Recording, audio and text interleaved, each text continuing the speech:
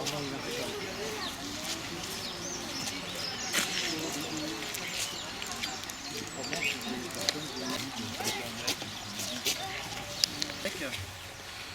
Au niveau de l'archipel des 7 îles, car à l'époque il y avait des petits voyages, séjours touristiques organisés pour aller tuer le macaron moine, le petit oiseau marin qui est devenu le symbole de la LPO. Mais le bec est beaucoup plus court et beaucoup plus épais, plus large, pour pouvoir bien écraser les graines. S'il y a un prédateur qui passe, là ils ont des cris très excités pour prévenir tout le monde qu'il y a un prédateur. Autrement c'est des cris de communication entre mâles et femelles, puis avec les petits. Il y a des chants, c'est souvent les mâles. Bon, justement j'allais y venir. Lui il va surtout... Bon, il est plus gros. Donc il chante. Le pic il a des cris, il ne chante pas. Pour marquer son territoire, c'est des coups de bec, de préférence pour lui sur des arbres secs, parce que ça va résonner. Et il marque son territoire comme ça, en frappant les arbres. Bon, après, il martèle aussi les arbres pour creuser la loge pour aller faire le nid. Et aussi dans du bois mort pour trouver les larves. Le bruit qu'on a entendu, là, c'est les... Le pic est chaud. Ouais. C'est un oiseau qui peut venir au mangeoir, hein, suivant si vous habitez à côté d'un bois. Le Puyovelos. Ouais. C'est un petit oiseau. Ouais. Bah, si on le voit de dos, on pourrait le confondre avec un rouge-gorge si on le voit rapidement dans un buisson. Hein, mais bon, s'il se retourne, il n'a pas la gorge rouge. Donc là, on est son sûr. cri, là, que je... Décalez-vous dans l'axe là. Voilà, là. On voit la queue, il bouge un peu. Là. Allez, parti. Voilà, donc il a un croupion blanc et une barre blanche sur les ailes aussi. Ah oui, on voit, oui. Ah, il y en a un autre là-bas, ouais. Je vous le montre en photo. Il y en a deux.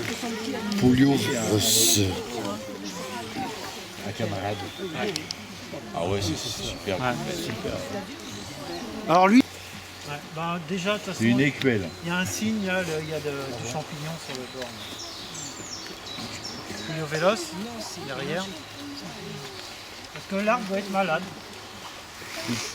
Dans le bois mort. Ils peuvent même faire tomber des très grosses branches hein, avec leur boulot, les oiseaux. Alors si ça tombe, c'est que c'était vraiment du bois mort déjà. Ouais, mais ça peut être gros. Quoi. Ça se divise en familles. Turdidés pour le merle, la grive.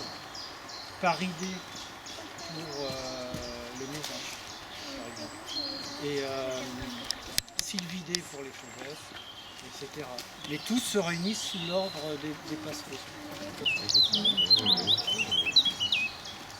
Si vous remarquez, le début, ça commence à...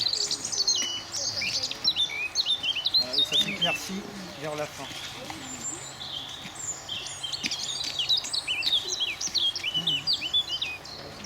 Ah, troglodyte mignon là, le petit rapide dans les haies qui vient de chanter. On les voit dans les gouttières souvent.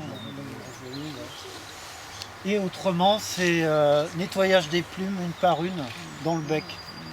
Elles lissent leurs plumes comme ça avec le bec.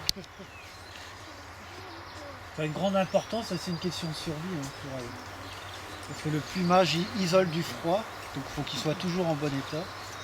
Puis bien sûr pour voler, et que les plumes soient pas trop usées. Bon, souvent la mue, hein, le changement de plume chez les oiseaux, ça se passe vers le mois d'août. D'ailleurs on les entend quasiment pas à cette période-là.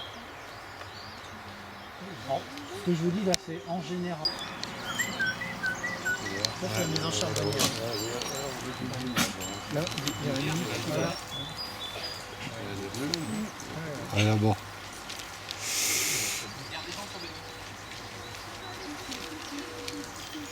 Là, il y a un vieux nid. Ouais. Donc ça pourrait être que de la brindille. Donc ça pourrait être sur elle. Là-bas aussi dans... Oui, alors ça arrive.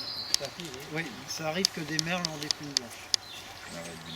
Voilà, c'est en quelque sorte.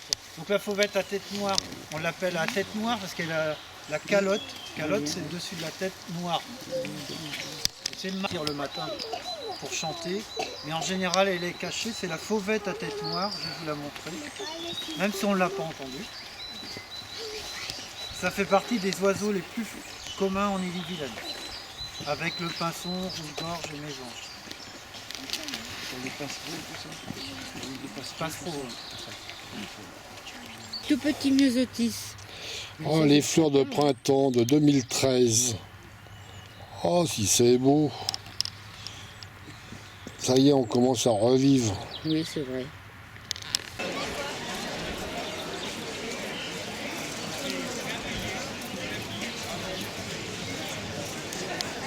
Moi, je vais aller sur l'air. Alors, Hervé, ici. C'est bien.